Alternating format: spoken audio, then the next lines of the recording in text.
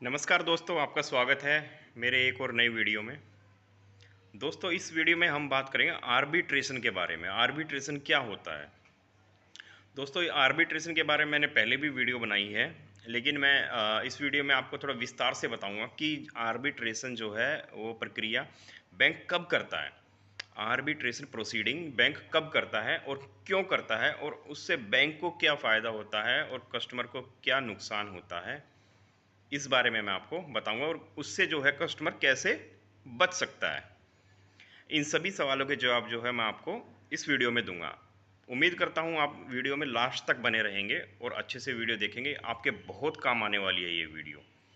आपको बिल्कुल genuine information इसमें मिलेगी, जो कि एक देखो, मुझे बैंकिंग की पूरी नॉलेज है क्योंकि मैं बैंक में जो है काम कर चुका हूं पहले। तो स्टेप बाय स्टेप क्या होता है, कैसे होता है, बैंक क्या करते हैं, ये वीडियो आपके बहुत काम आएगी। तो इसलिए कह रहा हूँ, ध्यान से देखो इस वीडियो को। अधूरी इन्फॉर्मेशन ना रखो, अधूरी जानकारी नहीं होनी चाहिए, पूरी जानकारी होनी चाहिए कि लास्ट तक जो है वो क्या होगा आर्बिट्रेशन में। देखो दोस्तों, जब भी आपका जो है आपकी ईएमआई डिफ़ॉल्ट होती है, या आपका क्रेडिट कार्ड से या ले रखा है, मैं अनसिक्योर्ड लोन के बारे में अभी मैं आपसे बात कर रहा हूँ। अनसिक्योर्ड लोन में क्रेडिट कार्ड आपका हो सकता है या पर्सनल लोन आपका हो सकता है, ये दो हो सकते हैं। तो इसमें क्या होता है, जब भी आपकी ईएमआई डिफ़ॉल्ट होती है, एक ईएमआई, दो ईएमआई, तीन ईएमआई, आर्बिट्रेशन की जो प्रक्रिया है वो बैंक जो है एनपीए से पहले भी शुरू कर सकता है, और मोस्टली तो जो है वो एनपीए के बाद ही करते हैं। लेकिन कई केसों में ऐसा देखा गया है कि एनपीए से पहले भी जो है बैंक जो है आर्बिट्रेशन का नोटिस भेज देते हैं। कई बैंक जो है वो मनमाने तरीके से करते हैं। मनमाने तरीके से मतलब क्या है कि वो आपको नोटिस भेजेंगे, प्री आर्बिट्रेशन नोटिस भी भेजते हैं। कोई कोई वो भी नहीं भेजता, वो डायरेक्ट जो है आपको आर्बिट्रेशन का नोटिस भेज देते हैं। और उसमें जो है वो आपको एक नाम सजेस्ट करते हैं कि भाई ये नाम है, इसका हम जो है अपॉइंटमेंट कर रहे हैं इस नाम से। लेकिन एक्चुअल में होना क्या चाहिए, उनको जो है कम से कम 3 नाम 4 नाम देने चाहिए कि कस्टमर उनमें से सेलेक्ट करे कि भाई आपको इनमें से कौन सा आर्बिट्रेटर चाहिए, कौन सा आपको सोल आर्बिट्रेटर चाहिए या मध्यस्थ चाहिए। हम ये आपको नाम जो है सजेस्ट कर रहे हैं। लेकिन जो अच्छे बैंक हैं, बिल्कुल रजिस्टर्ड, एनबीएफसी हुआ या बैंक हुआ, वही जो है 4-5 नाम देते हैं। नहीं तो ज़्यादातर केसों में देखा गया है वो एक ही नाम देंगे अपने मनपसंद का। उसको भाई हमने अपॉइंट कर लिया है, और जो है ये आपके 16 आर्बिट्रेटर हैं, और ये प्रक्रिया जो है यहाँ होनी है, मतलब कि। और वो ज़्यादातर जो है आपके होम टाउन में भी नहीं होती, वो किसी दूसरे स्टेट में ही करेंगे। मोस्टली 99% जो है वो दूसरे स्टेट में ही करेंगे, ताकि जो है आप आर्बिट्रेशन प्रोसीडिंग में जा ही ना पाओ, और वो अपने मनमाने तरीके से जो है अवार्ड पास कराएं। ये होता है। तो उसमें क्या होता है कि जब ये आर्बिट्रेशन प्रोसीडिंग जो है बैंक करता है, आपको नोटिस भेजेगा कि हमने जो है अपॉइंट कर लिया है। जो मोस्टली जो बैंक जो करते हैं, मैं वो बता रहा हूँ आपको। लेकिन होता क्या है वो मैंने आपको बता दिया कि पहले तो नाम भेजेगा, पहले तो प्री आर्बिट्रेशन नोटिस भेजेगा, फिर नाम भेजेगा। हम जो है ये 4-5 बंद ये है, इनमें से आप कोई भी सेलेक्ट कर लीजिए, अपॉइंटमेंट उसको उसको हम अपॉइंट कर लेंगे। लेकिन आप नहीं करते हो अपने तरीके से जो है, अगर आप इसका जवाब नहीं देते हो, तो वो जो है अपनी तरफ से किसी भी एक को जो है, होते सारे उन्हीं के हैं, वो ज़्यादातर सारे उन्हीं के ही होते हैं और उन्हीं के पक्ष में ही बात करते हैं। लेकिन ज़्यादातर बैंक क्या करते हैं, एक नाम देंगे, उसको सेलेक्ट कर लेंगे, और फिर जो है आपकी आर्बिट्रेशन प्रोसीडिंग शुरू हो जाएगी। अगली अगली बार जो नोटिस आएगा वो सीधा उस आर्बिट्रेटर का आएगा आपके पास कि मैं जो है अपॉइंट किया गया हूँ, और आपकी जो है ये तारीख है, आप इस तारीख पे जो है आ जाना यहाँ पे। ये होती है प्रोसीडिंग।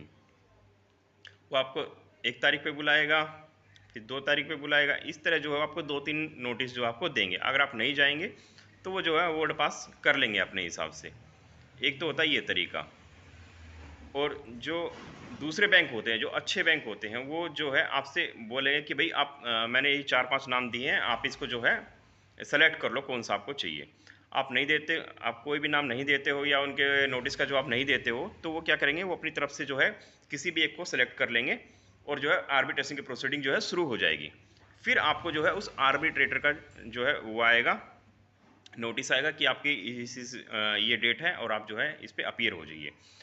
तो उसमें भी सेम चीज़ होती है, अगर आप जवाब उसका नहीं दोगे, कुछ नहीं दोगे, 2-3 महीने में, 4 महीने में मैक्सिमम जो है, 6 महीने भी लगा देते हैं कोई कोई बैंक, वो प्रोसीडिंग को ख़त्म करके अवार्ड पास करा लेते हैं।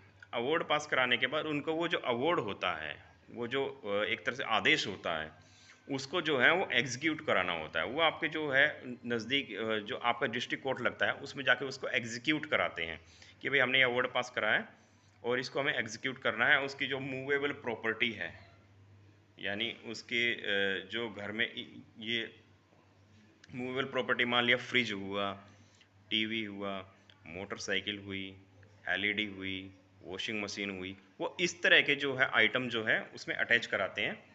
और फिर आपके पास फ़ोन भी आएगा, मैसेजेस भी आएगा कि भाई ऐसे ऐसे अवार्ड पास हो गया है और हम जो है आपके पास ये आपकी प्रॉपर्टी है, इसको हम लेने आएंगे, ऐसा भी बोल सकते हैं।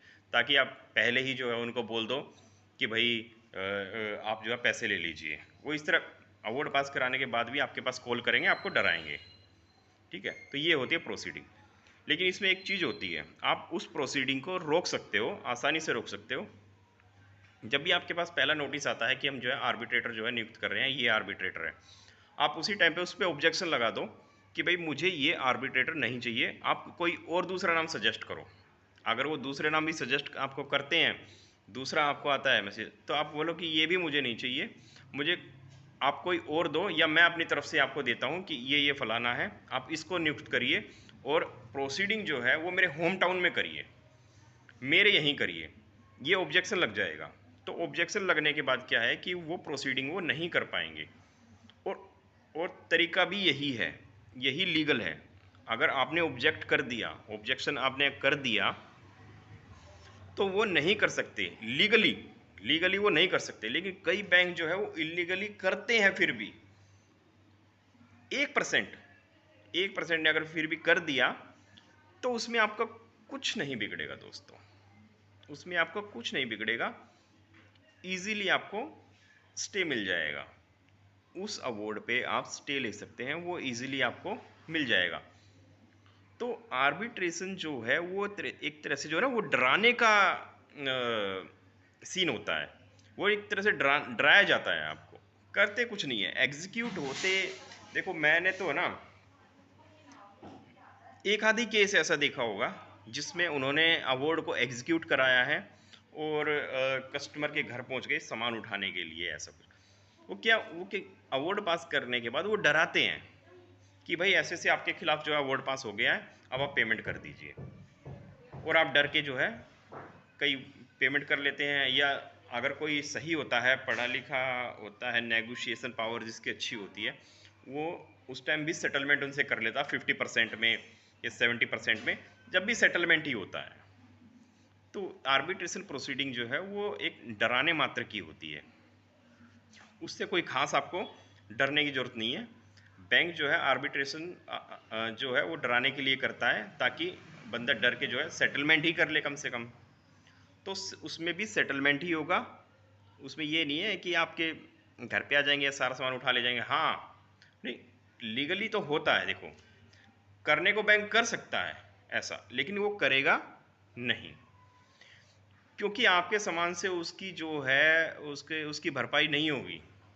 आपका सामान कितने का, 50,000 1 लाख का चला जाएगा, 1.5 लाख का चला जाएगा, उससे उनकी पूर्ति नहीं होगी। और वो उसको कहाँ बेचेंगे, उसको नीलाम करेंगे, इतने झंझट में जो है बैंक नहीं पड़ता है।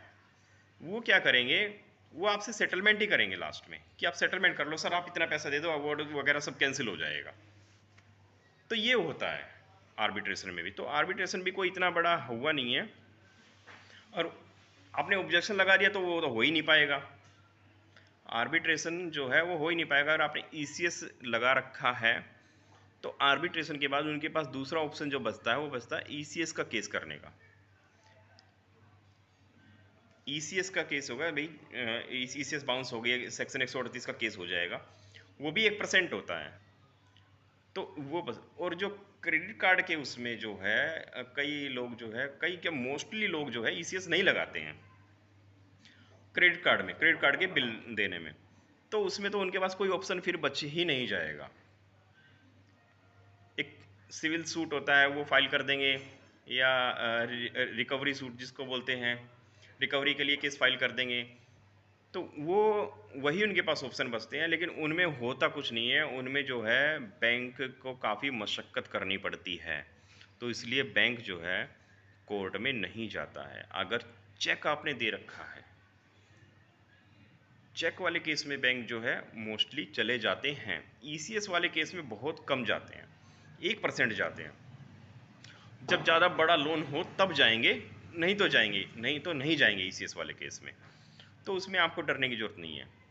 तो सीधा सीधा बात ये है, अगर आप उनको झेल लेते हो 4, 5, 6 महीने, 7 महीने, 8 महीने, 10 महीने तक, तो आपको अच्छा वो सेटलमेंट ऑफर दे के केस को क्लोज कर देंगे। और करना भी यही है। जब पैसे ही ना हो तो क्या करेगा, क्या करेगा फिर बंदा? आपको जो है 6 महीने बाद जो है उसको सेटल कर लो। 6 महीने का टाइम आपको मिल गया है। मान लिया 5 लाख का आपको लोन है, 20% में हो जाएगा। पर्सनल लोन जो है 20% में भी सेटल अगर हो रहा है आपका, 5 लाख के आपको 1 लाख देने पड़ेंगे शायद कुछ, तो आप उसको दे दो, दे के ख़त्म करो। 5 लाख के 1 लाख में सेटल हो जाएगा, ईजिली हो जाएगा, कोई दिक्कत नहीं आएगी। तो आर्बिट्रेशन का जैसे मैं बात कर रहा था, तो आर्बिट्रेशन एक डराने मात्र की प्रक्रिया है। इससे आपको कुछ खास डरने की जरूरत नहीं है।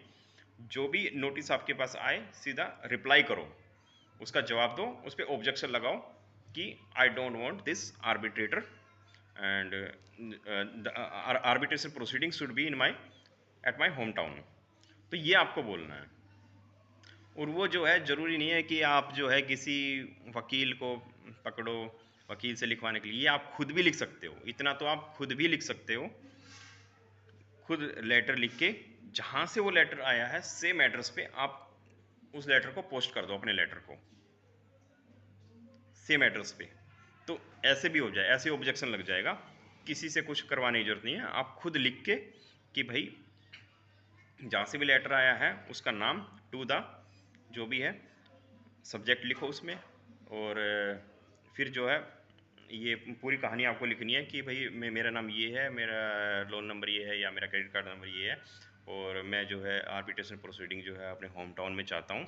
और मुझे ये आर्बिट्रेटर भी नहीं चाहिए, आर्बिट्रेटर जो है मैं अपनी तरफ से अपॉइंट करूँगा, ठीक है। और आर्बिट्रेशन प्रोसीडिंग जो है मैं अभी नहीं अटेंड कर पाऊँगा। और जो भी मेरा मैटर है वो बैंक के साथ मैं अपने आप सोल्व आउट कर लूँगा। वो आर्बिट्रेशन प्रोसीडिंग के थ्रू मुझे नहीं करना है। आप ये भी उसमें लिख सकते हैं, मैं बैंक से जो है वो खुद उसका खुद मैटर सोल्व कर लूँगा, मुझे आर्बिट्रेशन प्रोसीडिंग में नहीं जाना है। तो इस तरह आप ऑब्जेक्शन उसमें लगा सकते हैं। नीचे अपना साइन जरूर करना है। एप्लीकेशन जब आप लिखो तो आपके साइन जरूर होने चाहिए, ये मैंडेटरी है। साइन नहीं करोगे तो उस एप्लीकेशन को नहीं माना जाएगा, वो इनवैलिड होगी। उसमें साइन करो, अपना फ़ोन नंबर लिखो। तो ये होता है मात्र, और कुछ नहीं होता। ठीक है दोस्तों, तो इतना डरने घबराने की कोई ज़रूरत नहीं है, इसमें कुछ नहीं होगा। तो मिलते हैं आपसे अगले वीडियो में दोस्तों। Thank you.